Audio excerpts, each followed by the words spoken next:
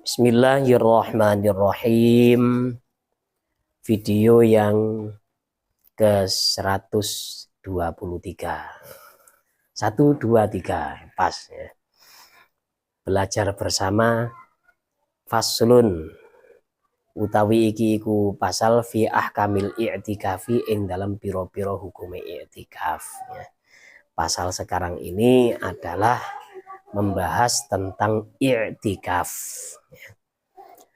Nah, i'tikaf ini berdiam diri di dalam masjid. Ini ada keterangannya ya. Wa huwa utawi i'tikaf lughatan ing dalam bahasa Arab al iqamatu iku artine jumeneng utawa tinggal ala syai'i ing atase suwiji-wiji min khairin saking kebagusan au syarrin utawa keburukan. Dalam asli istilah bahasa Arab, iktikaf itu adalah mendiami sesuatu, tinggal pada sesuatu, baik itu sesuatu yang positif atau sesuatu yang negatif. Wa syar'an lan ing dalam cara syariat iqamatun iku jumeneng bi masjidin ing dalam masjid bisifatin kelawan sifat makhsusatin ingkang ditentokno. Kalau dalam istilah syariat Islam, iktikaf itu adalah tinggal atau berdiam diri di masjid dengan sifat-sifat yang khusus. Nah, kita ini diberi macam-macam ya, diberi macam-macam ibadah supaya bisa mendongkrak amal kita biar tidak dikalahkan oleh umat-umat yang sebelum kita ya. Soalnya umat-umat Nabi ini kan rata-rata ya. Rata-rata itu 60 sampai 70 ya. Kata ada salah satu keterangan haso itu ummati bainas sittin wa sab'in ya. Au kama qala Rasulullah ya. Jadi umur dari umatnya Nabi ini antara 60 sampai 70. Loh, katanya umat Nabi itu umat yang masuk surga duluan. Terus umurnya cuma segitu. Apa bisa mengalahkan ibadahnya orang umat-umat sebelum kita yang umurnya itu sampai 500 tahun, 1000 tahun. Ya bisa saja kita itu mengalahkan amal mereka asal tahu caranya. Banyak loh ya, banyak cara untuk mendapatkan pahala itu kalau dalam umat Nabi Muhammad SAW itu sangat mungkin dan melimpah ya. Contohnya hal yang mubah menjadi ibadah. Ya. Contohnya makan kan mubah. Itu bisa menjadi ibadah kalau diniatkan supaya kuat beribadah. Kemudian mencari duit. Mencari duit ini kan kalau dia tidak punya keluarga kan mubah. Mau kerja atau tidak kerja, kalau dia tidak ada tanggungan kan tidak masalah. Tapi kalau orang itu bekerja, walaupun surahnya, bentuknya pekerjaan itu misalkan murni dunia, macul-macul, mencangkul atau mencari rumput dan lain-lain, tapi kalau diniatkan untuk bekal ibadah, maka walaupun satu hari itu ada di tengah sawah atau dimanapun Anda berada, di kantor dan lain-lain, akan terhitung ibadah semuanya. Ditambah lagi dengan iktikaf ini, apalagi sampai dapat mendapatkan Lailatul Qadar. Wah, maka amal kita akan terdongkrak. Itu iqomah di masjid, tinggal di masjid dengan sifat-sifat yang khusus. Keistimewaan dari iktikaf itu ini adalah ibadah yang pahalanya ini terus mengalir. Walaupun kita di masjid itu tidak melakukan apapun. Misalkan kita datang ke masjid ya, maghrib untuk sholat maghrib. Kemudian ketika masuk ke dalam masjid, niat iktikaf.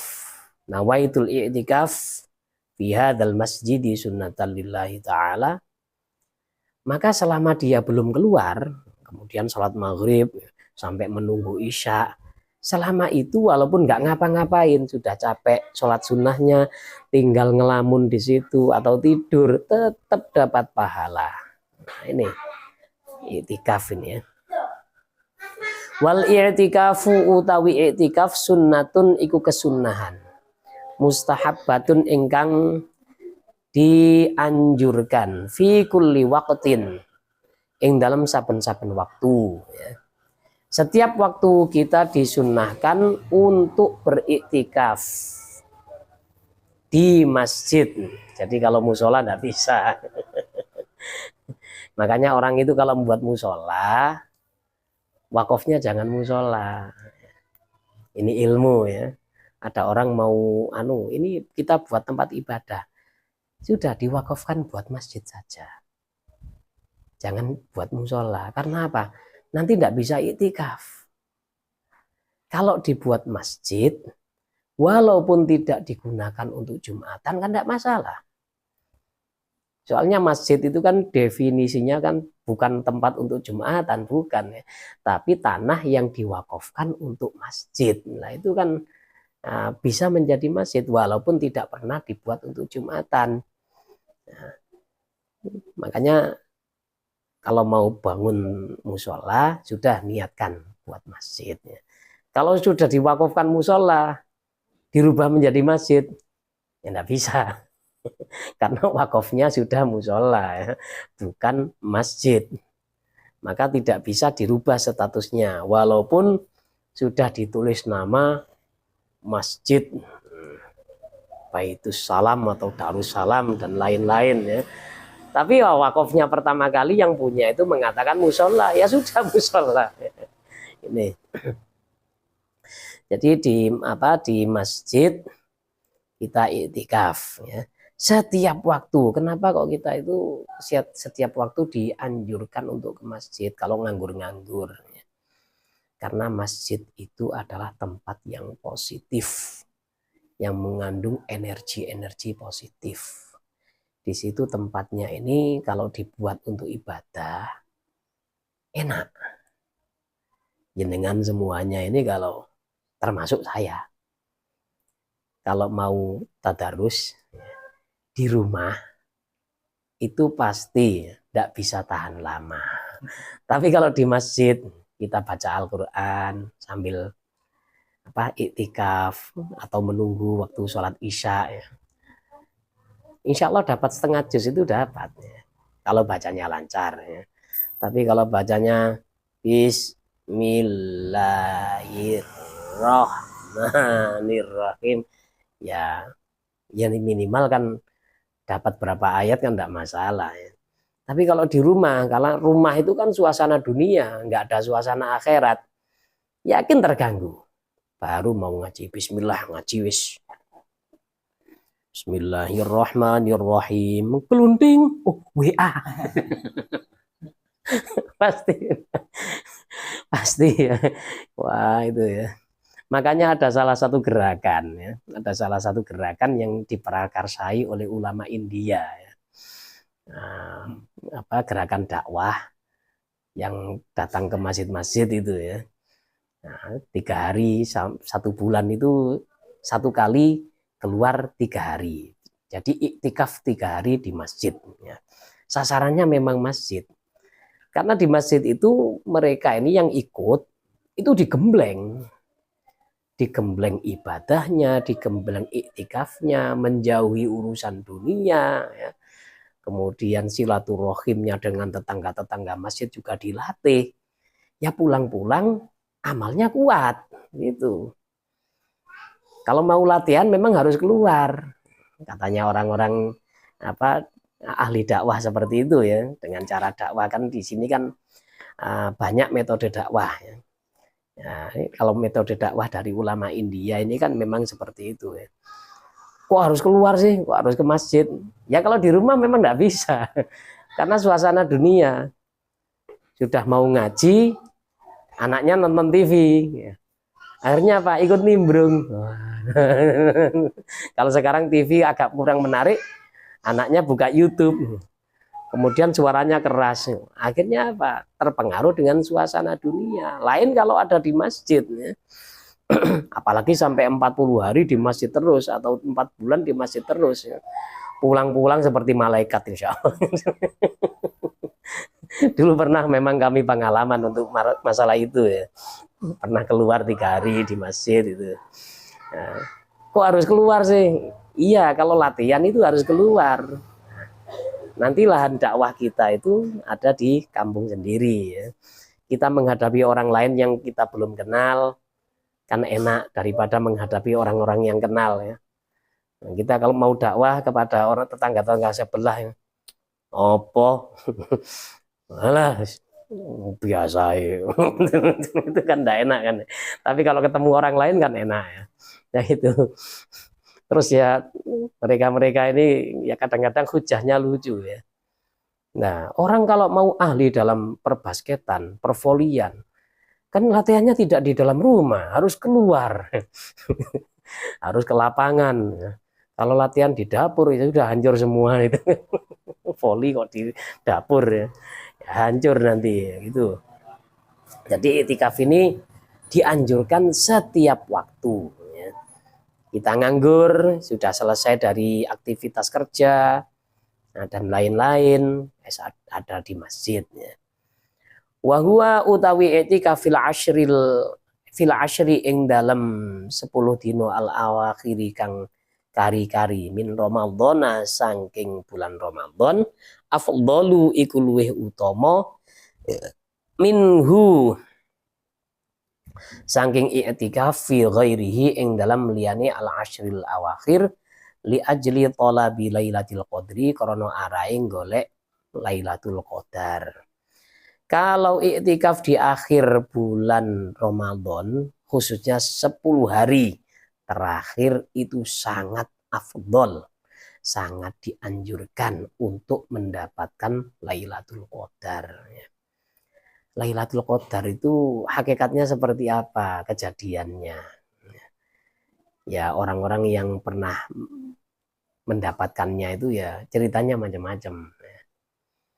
Ada yang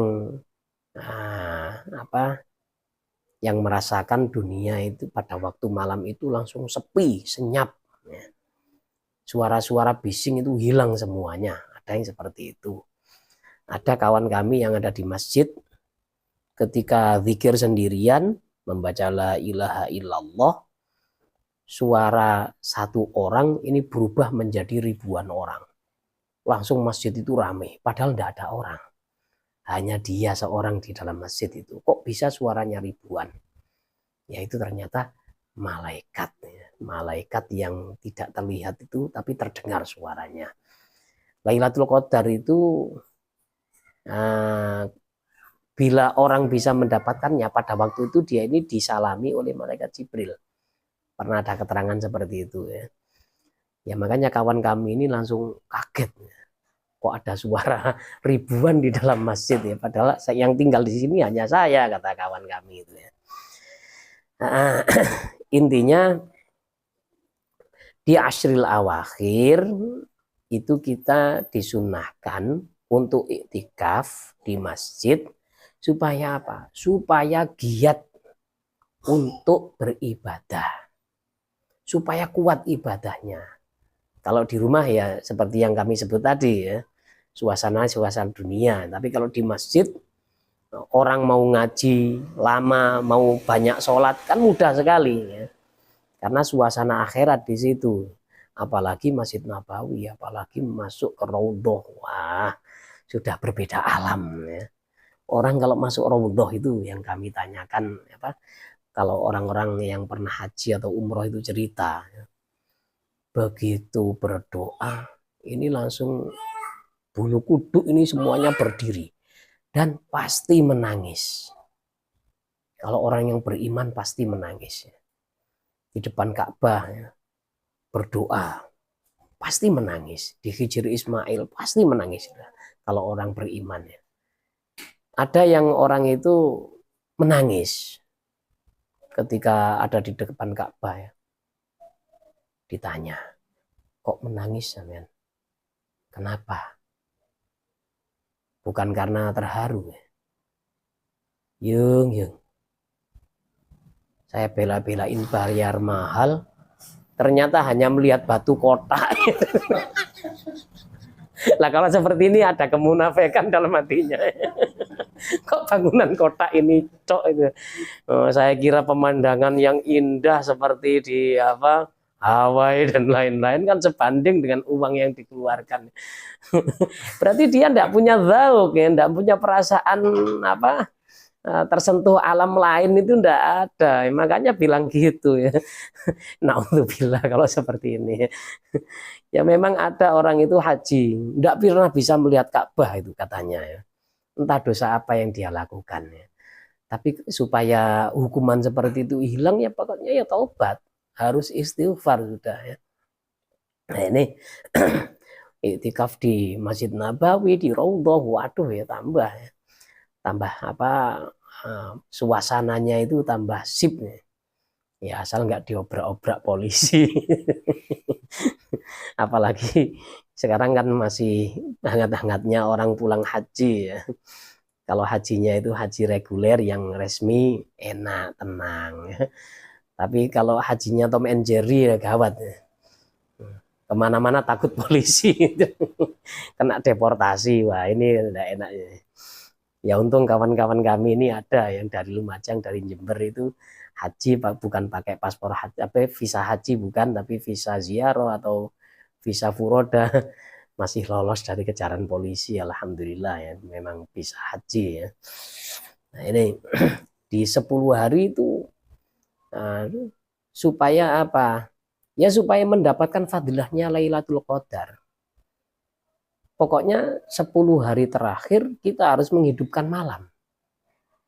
Melihat atau tidak melihat Lailatul Qadar, ini fadilahnya kita tetap mendapatkan pahala alfi syahr, pahala 1000 bulan ya. Tapi kalau melihat Lailatul Qadar secara langsung ya tentu derajatnya lain lagi ya. Sama-sama 1000 bulan tapi ada bonus lagi ya. Kalau yang tidak melihat ya jangan putus asa. Tak belan-belani melek mulai jam 8 sampai sahur. Ternyata ya tidak ada malam-malam istimewa. Di masjid ya tetap seperti itu. Tidak boleh seperti ini ya. Kita harus tetap berusaha malam ganjil atau malam genap. Karena apa?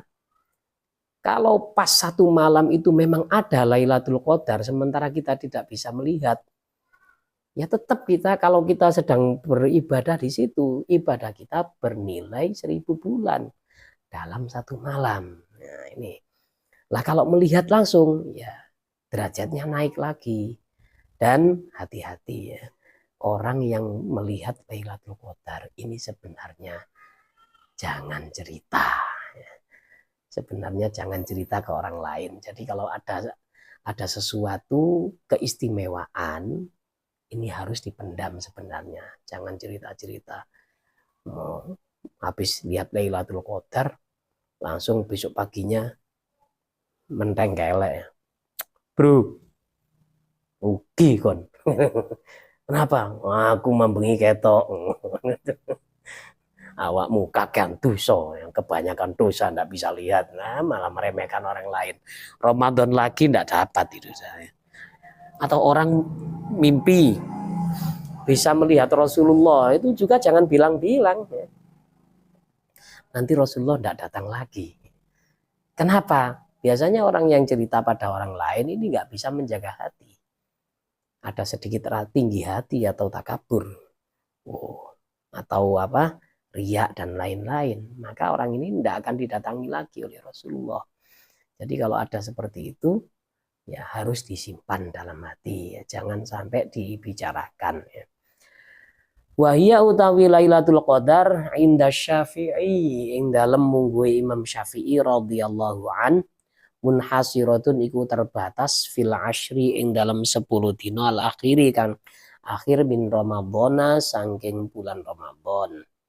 Kalau pendapat Imam Syafi'i, Lailatul Qadar itu hanya ada di 10 malam terakhir ya.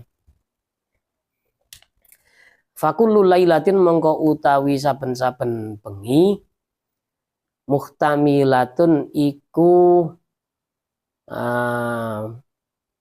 memungkinkan utawa mengandung apa kullu lailah laha maring Lailatul Qadar. Lakin nalayaliyal witri tetapi ne piro-piro bengine witir arjaha iku luwih di arep-arepe Lailatul Qadar. Wa arja layalil witri utawi luwih di arep-arepe piro-piro bengine witir Lailatul Hadi iku bengi siji awit salisi utawa bengine telu wal isrina lan 20. Jadi di 10 malam terakhir itu bisa terjadi Lailatul Qadar, baik genap atau ganjil. Pendapatnya Imam Syafi'i ya. Nah, tetapi yang lebih diharapkan ya, itu kalau malam-malam ganjil ya, karena ada dasarnya hadis memang ya. Dan malam ganjil itu yang paling diharapkan muncul ini adalah malam 21 dengan 23 itu. Di sini ada catatan ya. Ada catatan dari pengalaman orang-orang sufi. Kalau awal Ramadan hari Jumat, maka Lailatul Qadar biasanya muncul di tanggal 29. Kalau awal Ramadan hari Sabtu, maka 21. Kalau awal Ramadan hari Ahad ke-27. Kalau hari Senin maka 29. Hari Selasa yang kemarin ini dari hari Selasa ya. 25. Tanggal 25 ini biasanya muncul. Ini. Kalau hari Rabu 27. Hari Kamis. Nah, ini fajtahid ba'dal asyri fi lailatil witri ya. Kalau hari Rabu ya 21 juga, tanggal 21. Ini catatan pengalaman orang-orang sufi ya, ketika mereka ini bisa mendapatkan, bisa menyaksikan keajaiban Lailatul Qadar. Nih, jadi kemarin itu di grup WA itu sudah ada catatannya, ya. Sudah dirangkum sama kawan-kawan. Ya. Entah jenengan dapat atau tidak itu. Hari ini munculnya di tanggal sekian. Nah itu kemarin itu saya dapat, entah sekarang ya. Mungkin karena memori HP ini hampir penuh jadi terhapus. Saya hapus nggak ketahuan ini. Ya sebenarnya ini penting ya, kita mengetahui Lailatul Qadar. Ya, terus ada lagi yang otak-atik matuk melihat dari surat Al-Qadar. Kata-kata Lailatul Qadar itu berapa hurufnya? Lailatul 5. Qadar, Qadaro 8. Kemudian 8 dikali 3, karena Lailatul Qadar itu ada 3 ya. 8 dikali 3. Ada hamzahnya ya, ada hamzahnya berarti 9 ya. 9 dikali 3, 27. Dan gitu. Ya, ini kok agak mirip otak-atik nomor togel. Tapi kalau jangan bilang-bilang. Ada otak-atik seperti itu, ulama-ulama ini kreatif ya memang ya. Tapi memang ya pernah terbukti memang seperti itu. Ya. Nah, mereka berani bicara karena bisa membuktikan. Ya.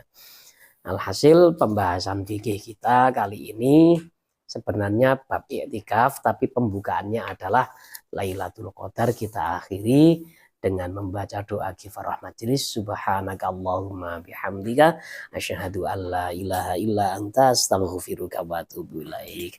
Wassalamualaikum warahmatullahi wabarakatuh.